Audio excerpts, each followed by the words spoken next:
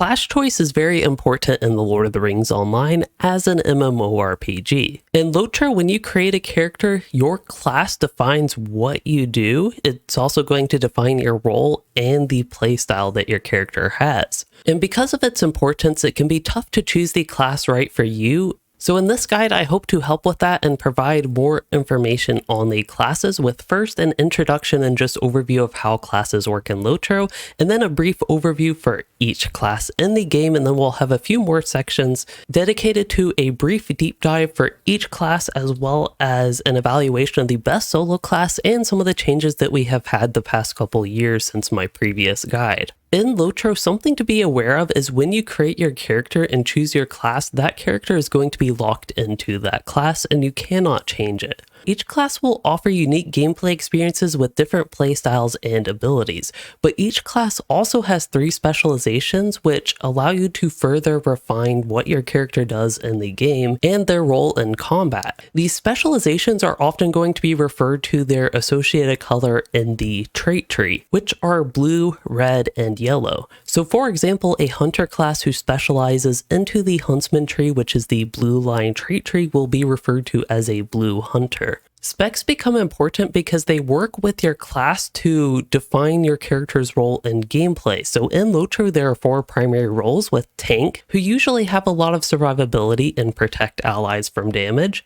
DPS, also sometimes referred to as DD or damage dealer, these focus on just dealing damage to enemies. There are also healers in LOTRO who raise the morale or health of allies to keep them alive. And finally, LOTRO has a 4th role with support, which is someone who does not necessarily fit into the classical tank DPS heal trinity, and instead they just work to strengthen allies and weaken enemies while bringing some general utility to combat. Typically your role becomes most important in group content, but it still defines how your character generally goes about Middle Earth even when playing solo. Now, with all the classes and specializations in the game, something very important to remember is they are all viable, at least at leveling and doing content intended for solo play in the game. It is true that at high levels, in particular with in-game content, there is going to be a meta where certain classes and specs tend to excel compared to others at certain roles, but the exact best classes and specs often ebbs and flows with balance updates and different types of content. But I will say, in general, that the damage specs tend to be the most optimal for a leveling character, and each class does have a damage spec that is great for leveling. And typically you will find the best use of a tank and especially healers and support specs when doing group content. And now that we know how classes work, let's go ahead and overview what each class does. So in LOTRO, there are 11 classes, and going alphabetically, we first have the Beorning, which is a skin changing class that can actually shift into a bear form and perform as DPS, tank, or healer. The Brawler is going to be the newest class to LOTRO that came in late 2021 with the Fate of Gundabad expansion. This is the only class in the game that you still need to purchase and is not free. You can buy it either alone in the LOTRO store or with the Fate of Gundabad expansion if you buy the Gundabad expansion in the LOTRO market. But this is a fist-fighting melee class who can either tank or DPS. And they actually do so while providing some decent support to allies. But next up we have the Burglar, which is a very fast-paced and stealth-based melee class who can focus on either DPS with high burst damage and damage over time, or support with very strong debuffs and great utility. The Captain is an all-around support-based melee class who can specialize to improve their tanking, DPS, or healing. The Champion is a classic melee warrior who can DPS focusing on single target or area of effect damage, or they can also spec to be a tank. The Guardian is similarly a melee class, but they tend to be a little bit more defensive with 2 tank specs and 1 DPS spec that would use a 2-handed weapon. The Hunter fills the classic role of a bow and arrow range DPS, and all their specializations are actually focused on DPS, one of them being heavy and steady shooting, the other being very high in mobility, and another one actually traps and debuffs enemies for extra utility with their damage. The Lore Master is a pet-based magic spellcasting class who can specialize in either debuffing enemies for support or DPS with a focus on either tactical damage or improving their pets. The Minstrel is a ranged, music-based class who essentially functions as a magical or tactical class in LOTRO, and they can specialize to either heal and buff allies or damage enemies. The Rune Keeper is another magic spell casting class that can focus on fire or lightning, or they can actually choose to heal with their spec. And finally, we have the Warden, who is an agile combo-based class that is known for their complexity, and they can focus on melee or ranged combat as a DPS or as a tank. Each class, of course, offers unique benefits and abilities to make them very unique and different from the other classes, even if they fill similar roles. So let's take a deeper dive into each class. And again, going in alphabetical order, we start with the Beorning. And for their class fantasy and lore, they're going to be long descendants of Beorn, and they have a really deep connection with nature, and they are known for their love of honey. But of course, the big thing going on with the Beorning is they can skin change into a bear, so you can shapeshift between man form and bear form. Now, the Beorning was released after the launch of the game, actually in 2015, and they have quite a few unique systems, including the skin changing, which we already talked about, but they also have Wrath, a system that functions similar to Rage in World of Warcraft, where it's built and consumed in combat. Beornings themselves are also very versatile in that they can perform many roles in a group, and they can adapt to a variety of challenges and scenarios depending on what you have at hand. As far as their gameplay goes, you actually do have active shapeshifting between man and bear form. In man form, you typically are going to have a small variety of single target and area of effect attacks that can build wrath and sometimes debuff or bleed enemies. And in bear form, you have some stronger consumption abilities. In man form, you can opt for either a two-handed weapon for slower, heavier hitting, or dual wield for quicker attacks and more stats. For the Beorning specializations, they first have the blue line, which is a tank spec, where they just gain a lot of survivability, especially in bear form. The red line Beorning focuses on heavy hitting and melee DPS with bleeds. And finally, the yellow line is a healing spec that provides an extra challenge with balancing wrath builders and consumers to heal allies while also actually being able to debuff enemies. And in this spec, you will very frequently have to swap between man and bear form. Beornings offer a very strong option for solo gameplay and leveling in LOTRO. Red line, of course, will provide maximum damage, but either the blue or yellow line can be used for increased survivability for difficult content. If you choose to play your Beorning in group content, you will find that their healing and tanking abilities are what they are most sought after, especially their healing. That said, the red line still does great damage, especially at low levels, and it still has moderate DPS at endgame. The Brawler is the latest class to the Lord of the Rings Online, and their lore is that they were inspired by Helm Hammerhand, as they are aggressive fighters that are uniquely known for using their fist and fist weapons to just punch enemies in combat. In combat, they use the point-based metal system, which if you're familiar with other classes in LOTRO, it's like Fervor or Focus, where you consume metal for powerful attacks, and it's built by relatively weaker basic abilities. In terms of gameplay, Brawler gameplay flow consists again of balancing metal building and consuming, but also you have to do that while balancing long cooldown abilities. Now, your metal builders actually function like a short combo system where the builders are considered setup abilities that give a setup to your next metal consumer. And as far as what abilities do besides just damage enemies and occasionally provide a debuff, there are a variety of single target abilities and a small selection of area of effect. For the Brawler specializations, they have the blue line, which is going to be a tank and of course focus on grabbing aggro from enemies and gaining defensive capabilities and cooldowns. The red line is their melee DPS spec, which focuses mainly on large single target damage but also has moderate area of effect damage and some buffs for allies. Now, unlike many other classes, they do not have a yellow line that you can specialize into, but it offers some traits that can supplement the red and blue line Brawler, and really these traits just benefit the class as a whole. So when you're playing the Brawler solo, including while leveling, you will find that enemies can be very quickly eliminated, especially for your single targets. Again, the key to mastering solo gameplay for the Brawler is going to be utilizing your cooldowns to limit their interruption of battle flow that you might notice in longer fights. And while the red line will provide maximum damage, I should point out the blue line can be used for increased survivability for difficult content as a solo Brawler. But in group gameplay, Brawlers are typically typically going to be preferred for their blue line as a tank or off tank. That said, the red line does provide moderate damage, and brawlers are generally sought after for the short range buffs that they can provide through their cooldowns. Burglars. You never see them, but I guess I can talk about them anyway. They are inspired by Bilbo Baggins, and they're known for being sneaky and deceitful. They are the masters of stealth, maybe that's why we don't see them, and they take advantage of enemies whenever possible. So in game, the Burglar is going to be a very fast-paced melee class built around tricking, debuffing, and bleeding their enemies, and using elements of surprise for powerful critical hits. A unique system for the Burglar is going to be their critical chain. So scoring a critical hit in combat opens this chain, which enables strong finishers for strong damage or debuffs. Burglars can also play with luck, of course weighted to their advantage, with gambles which have a variety of effects. If you choose to take a more supportive role, you do that by actually tricking enemies and weaken their defenses and offensive capabilities. For their specializations, the Burglars have the blue line, which is going to be melee DPS focusing on the gambling. And with this, you can do high damage and debuff enemies along with bleeds utility and some self-sustain, which is helpful when playing solo. The red line is also melee DPS, but this one focuses more on attacks from stealth, strong critical hits opening powerful critical chain skills, attacking enemies from behind and bleeding enemies,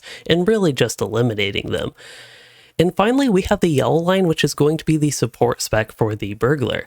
This focuses on tricks and trick removal skills to weaken enemies, and you can also enable allies to deal more damage or take less damage, working to ultimately support the Fellowship. In solo gameplay, the Burglar class fantasy is to be methodical and patient rather than directly running into enemies. But in modern day LOTRO, and especially when playing a redline Burglar, you deal enough damage to be very direct and have a faster pace in content if you wish.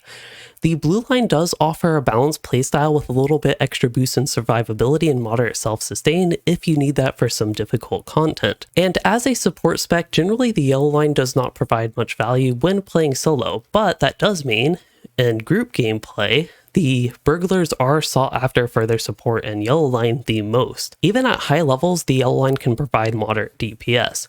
So while the red line does offer some moderate damage and endgame content, it comes with less support, which generally makes it less useful. But again, this can sometimes depend on the exact balance that is going on with certain updates. And I should point out the blue line does not offer much competitive at higher levels. If you want to be the leader of the battlefield, then the captain may be for you. They are already tough to defeat on their own, but they're really known for buffing their group to help bring enemies down. So the captain is going to be one of the slowest paced melee classes in the game who is best utilized in groups. They focus on creating and maintaining powerful buffs for their fellowship while bringing additional utility. Now, captains do actually have heralds, which are a pet type NPC that do provide additional boost to allies and deal damage in combat. I should point out that update 35, which is the most recent update to LOTRO, brings a pretty big revamp to the captain class that greatly improves their solo ability and really just solo damage. So they are a much better solo class than they were previously. This update did bring some other things to the captain, but that mostly deals with balance, which again ebbs and flows over time naturally. But as far as gameplay goes, you will see captains using a lot of shouts and cries as well as a variety of melee attacks which buff their allies and deal damage. So captain combat works around battle states, which can boost the captain and allow them to use certain abilities and create more buffs.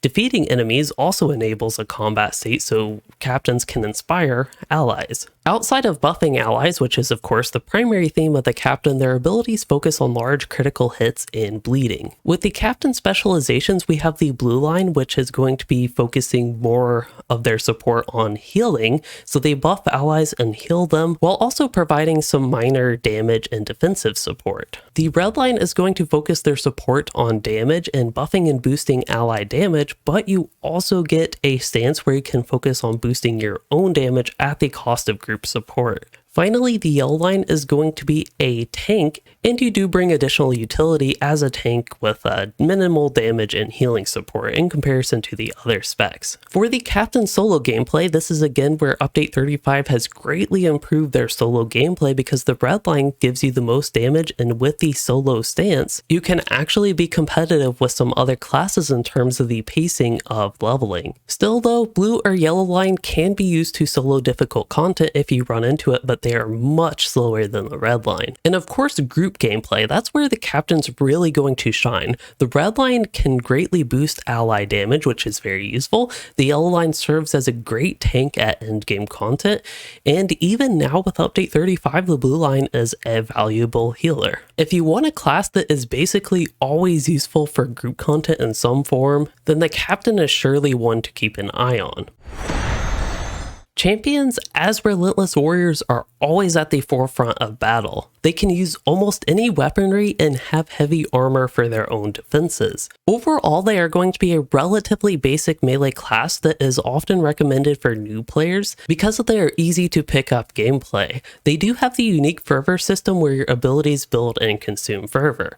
But within their gameplay, they have a variety of melee abilities that build fervor, but then your more powerful attacks consume fervor for high damage, or they can bolster the champion's defenses. Champions do offer some flexibility in weaponry where you can go two-handers for slower, heavier hitting, or dual wield for quicker attacks, but they are going to be weaker. I should point out with the new legendary item system, typically two-handed weapons are going to be better than opting for dual wield, but ultimately it's a matter of preference and what you choose as a player. For champion specializations, first we have the blue line, which is actually a tank spec where they focus on becoming an offensive tank with bubble, self-heals, and reactions. And uniquely, champions can block with two-handed weapons in the blue line.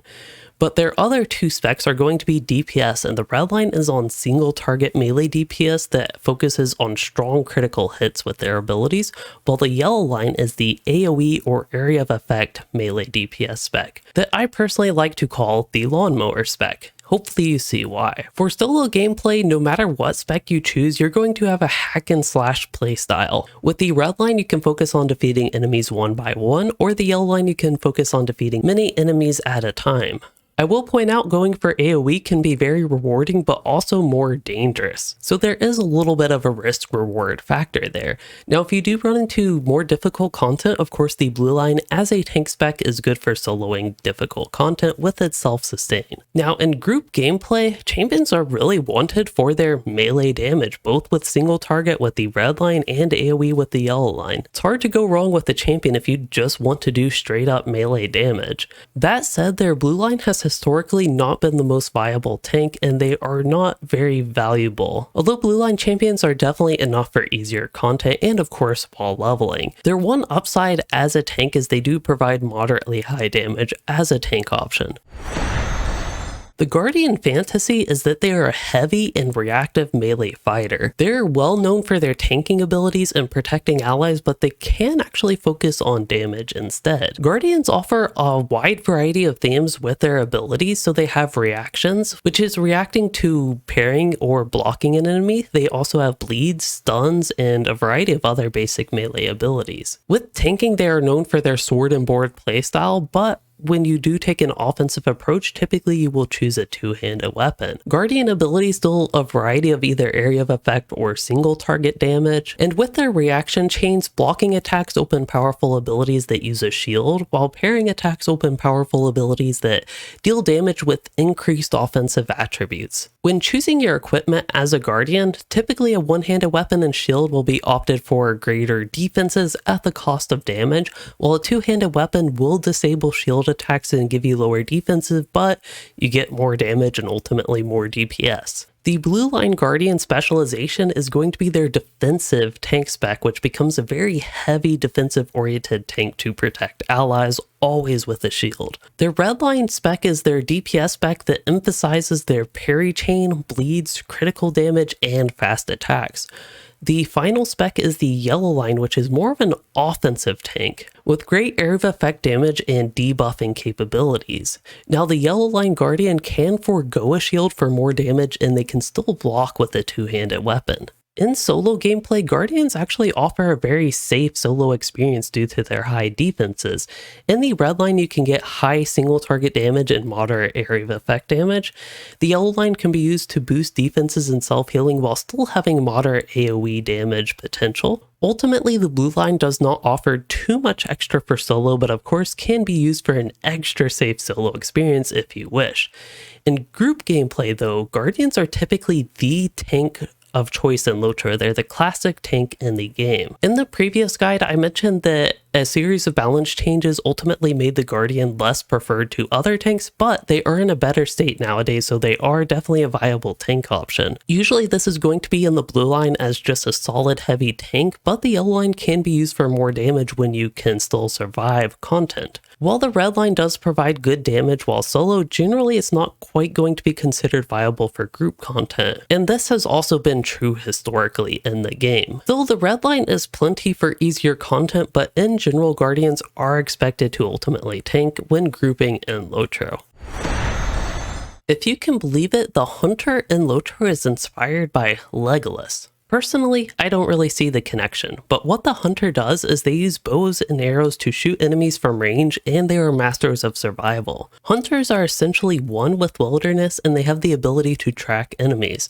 They also provide the Middle-earth taxi service in LOTRO, as in they may port other players to different cities and camps all around Middle-earth. In gameplay, Hunters have a mix of quick and slow shots, but they do also have some melee attacks and traps to debilitate and damage enemies. Overall, their gameplay though is going to revolve around the focus system, which is built and consumed in combat. So induction-based shots generally build focus, and powerful instant shots consume focus. Some of their abilities have bleeds and deal damage over time, others do large critical damage, and some even do area of effect attacks. Traps and utilities help the Hunter with crowd control and increase enemy vulnerability to attacks. While in normal combat, especially in modern LOTRO, utility skills may feel neglected because you don't really need them a lot, but if you do find yourself in difficult fights, these will become very helpful and necessary to survive. For the Hunter specializations, first the blue line is going to be their mobile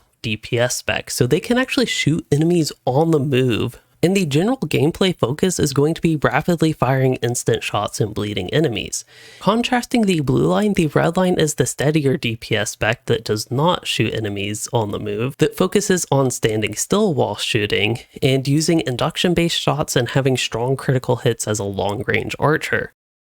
Finally, the yellow line is the spec that focuses more on their traps and survivability elements while also bleeding enemies. Ultimately, they provide a lot of extra crowd control and utility. In solo gameplay, Hunters are one of the most commonly recommended leveling classes, and for new players because they just offer a smooth and fast-paced solo experience due to their high damage from afar. In red line, you can have high burst damage, especially at higher levels. The blue line is also great for mobility and instant shots for a fast-paced gameplay experience, and even the yellow line can be used for crowd control and utility when running into more difficult content while solo. In group gameplay, besides their taxi service, Hunters are valued for their high range damage, which typically is going to be in the red line, which provides the most damage. Because of the extra mobility in the blue line, it has historically not done quite as much damage as the red line Hunter, but for certain scenarios when you need that mobility, it can be useful. And unfortunately for the yellow line, in LOTRO's history, it has pretty much never been considered viable for group content gameplay just because it doesn't provide enough and has fairly low damage compared to the other specs. That said, it does have some niche uses that I like to point out because it is a strong choice for leveling group content, especially if your group does not actually have a traditional tank because of some of the abilities that the yellow line Hunter provides. It can sort of help make up for that. And it took a long time, but we're at the first magical or tactical class in LOTRO, which is going to be the Lore Master. This one is perhaps obviously inspired by Gandalf with their weapon choice of a staff and sword, but also other wizards such as Radagast. Lore Masters have animal pets and great knowledge on creatures of Middle-earth. And of course, as wizards, Lore Masters are infamous for their grandiose effects. In their gameplay, Lore Masters provide a lot of utility with magic spells to defeat and weaken enemies. They have a variety of debuffs, and also fellowship support as well. If you take on a more destructive path, some abilities deal massive area of effect burst damage. And really, lore masters just have a unique gameplay style with the game, with a variety of induction based damaging spells, debuffs, and fellowship support spells, along with pet management. The flow of combat is going to be a lot of slowly built damage over time and powerful, longer cooldown AoE spells that provide very high burst damage. In the more supportive role, lore master spells will have instant cast debuffs to weaken enemies and make them more vulnerable to ally attacks. And on top of that, they just provide a ton of utility, such as restoring power for the fellowship, even healing allies, and providing other utility buffs and debuffs. For their specialization, the first is going to be the blue line, which is tactical DPS but based on their pet. So in this specialization, you empower your pets to provide extra utility through combat benefits and buffs. The red line is also DPS, but it's focused on the lore master spells, where you have very high damaging spells and you really focus on high area of effect burst damage and some slowly built sustained damage over time. Well, that's of course less exciting. And finally, the yellow line lore master is the spec that focuses just on raw support with very strong debuffs and fellowship support. The solo gameplay on a lore master is fairly unique because they are very high powered but squishy spellcasters, but they also have pets that can actually tank damage. At low levels, you will likely find that pets dominate enemies, but pet damage and stats do not scale well to high levels, and that is where the lore master's damage will really shine. So when choosing your specialization for a solo lore master, typically the blue line will be solid at low levels to medium levels, but at high levels the red line will become favored for its high damage. As for the yellow line, as a support and group focused spec, it doesn't really provide much benefit for a solo lore master because there's nobody there to take advantage of all these strong debuffs and support. But in endgame group content, that is exactly where the yellow line shines as a debuffer, crowd controller, minor off healer, and utility provider. The red line, while it does provide moderate damage, it is typically going to be outperformed by other classes in endgame, at least historically in LOTRO, and similarly the blue line generally doesn't provide enough damage or other benefit to be run very frequently in group content, but on occasion it does have some utility. The Minstrel is the heart of the Fellowship in LOTRO. As masters of music and song, they bolster allies and can actually use their bardic talents more destructively to damage enemies, and especially their ears. Minstrels can also tutor other players in learning instruments, which can be played using the in-game music system, and they're the most frequent class to be used in player-run concerts and similar events. As far as their gameplay goes, they bring hope to battle utilizing a variety of songs, cries, calls, ballads, anthems, and finishing codas. This functions as a tactical spellcaster with ranged instant cast damaging abilities and a variety of healing and group buffing abilities. Minstrels do have 3 stances which can alter their gameplay experience. First stance is going to focus on healing, the second stance focuses on buffs, debuffs, and support, while the third stance focuses just on damage. In the ballad, anthem, and coda system, ballads are going to provide minor buffs, deal damage, or healing, while anthems give strong fellowship buffs, and codas provide powerful healing or damage effects. Minstrels also do have an assortment of induction-based healing spells and instant cast cries and calls that deal large critical and AoE damage. For their specializations, the blue line is going to be the healer, which just focuses on healing allies while providing some defensive buffs through anthems. The red line is the ranged DPS spec, focusing on damaging enemies with powerful cries and calls while also providing anthems that give offensive buffs. The yellow line is not a specialization that can actually be spec'd into, but it does offer supplemental traits in the trait tree that the other 2 specs can take advantage of. So the traits here benefit the class as a whole, with a large focus on supporting the fellowship. When playing solo as a minstrel, you will have a very mobile and fast-paced experience with instant cast damaging abilities that can be used while moving. The red line provides the most damage by far, and there really is little reason to choose a healer spec when solo. In group gameplay though, that's really where the healing is going to kick in and you will find more benefit from your support. So of course the blue line is going to be a great healer.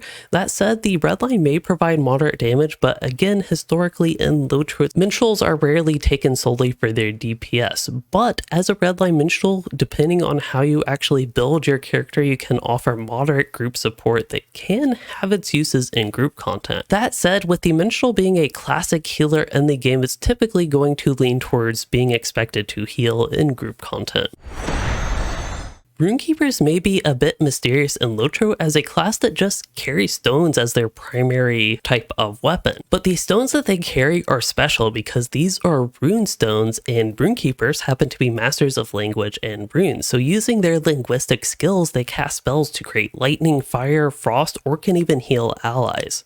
With their gameplay, Rune Keepers have a scale-based attunement system where neutral is going to be in the middle, so that's the passive or resting out of combat state of it, and battle attunement is on one side of the attunement scale and healing is on the opposite.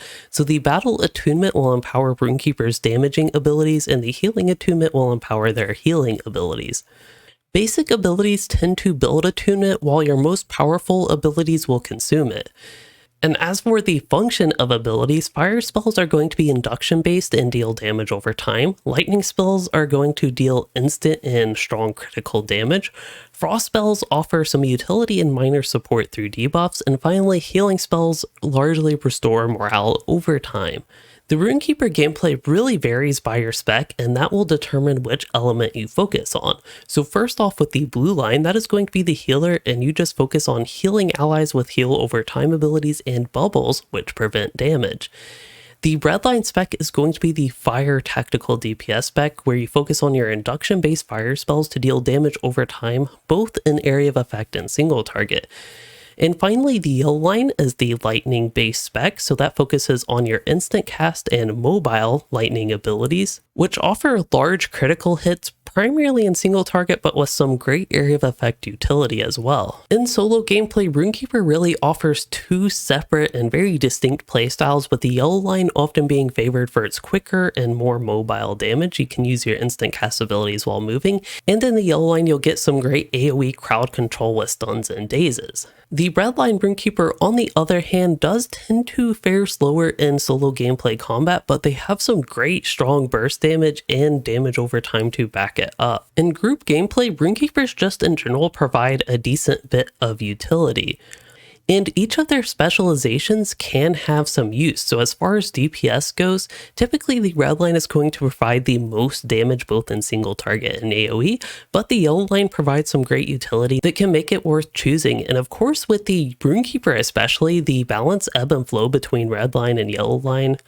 Sometimes one has been more viable than the other, and one has done more damage than the other, and this really has changed a lot historically, at least with the Rune Keeper. So that is something important to keep in mind. And as far as their healing blue line goes, this actually offers some of the best raw healing output in the entire game, but its downside and what it gives up for that strong healing output is they offer a little extra support to go with the healing, which can actually be an important factor in group content in LOTRO. Even non-support classes and specs can be very valuable for key support abilities that they provide, and the blue line Rune Keeper just doesn't have all that much outside of what the class as a whole offers.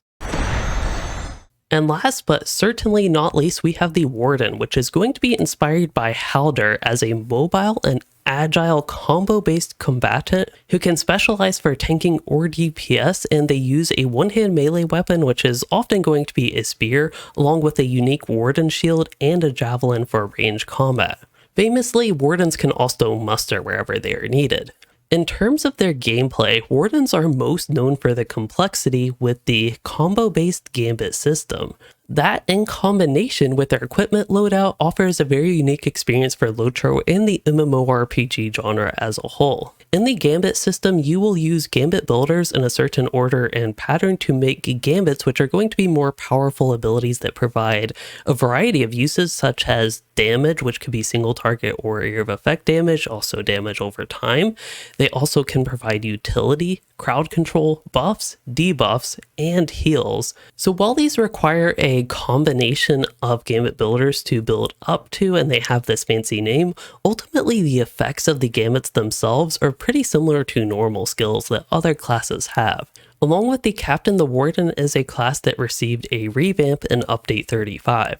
While the revamp does not impact the fundamentals of the Warden, an important note is that it did remove the yellow line specialization, and the yellow line now just offers supplemental traits for the other specs.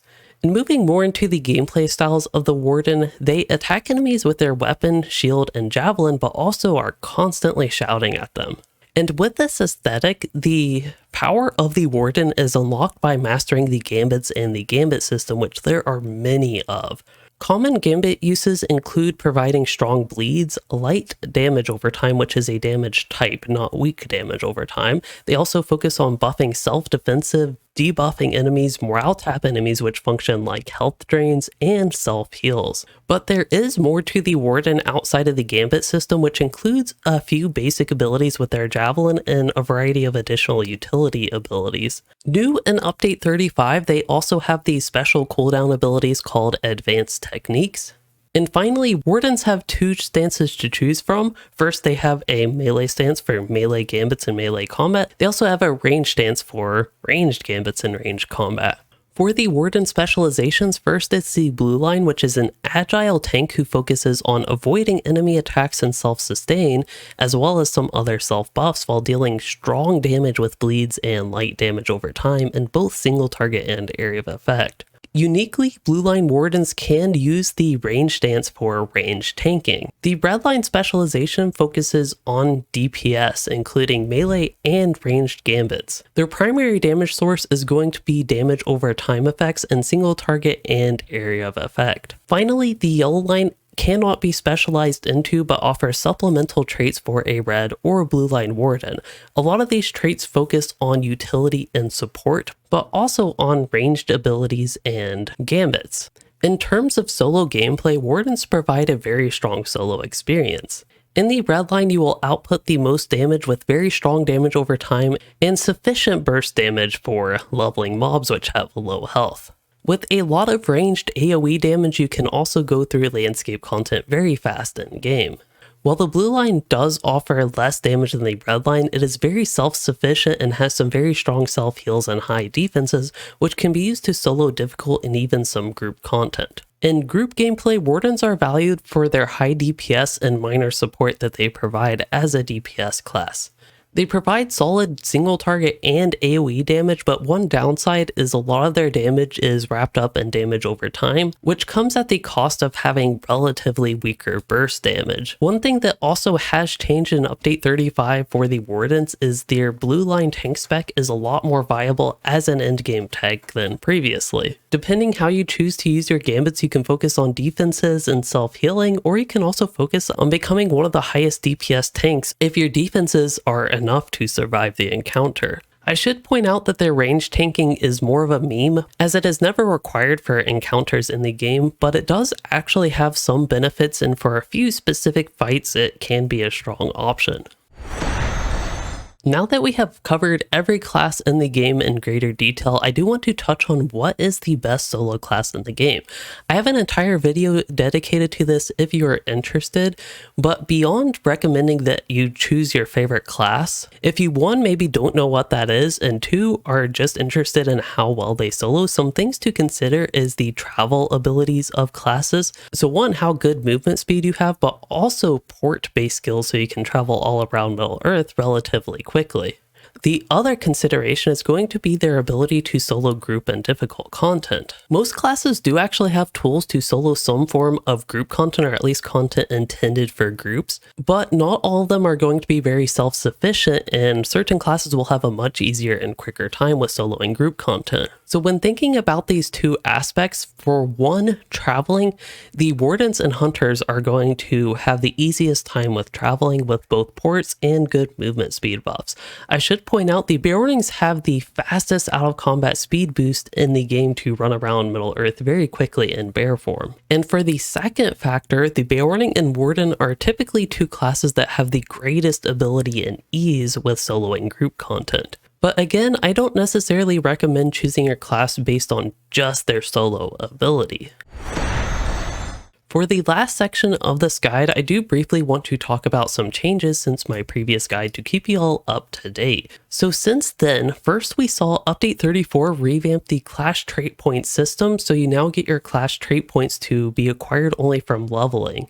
These used to require various activities, and ultimately this makes building your character as you level a lot more consistent and easy. It also puts players on an even playing field. In April of 2022, LOTRO also had its 15th anniversary and a significant monetization rework to go with that, which made the Beorning class, Rune Keeper, and Warden all available for free, which actually came in addition to many other consumer-friendly changes. And while the Lore Master does not really play differently, Update 33 did include a Lore Master rework, which just changed how some of the damaging abilities and mechanics of damage over time effects works, while also overall buffing Lore Master damage. Update 33 did also bring a significant revamp to the Minstrel class, and this is the update that removed the yellow line as a specialization and turned it into a trait tree that just has supplemental traits to benefit red or blue spec minstrels. This update also did bring a rework to the Ballad, Anthem, and Coda system, even if their overall functionality and flavor is similar to before.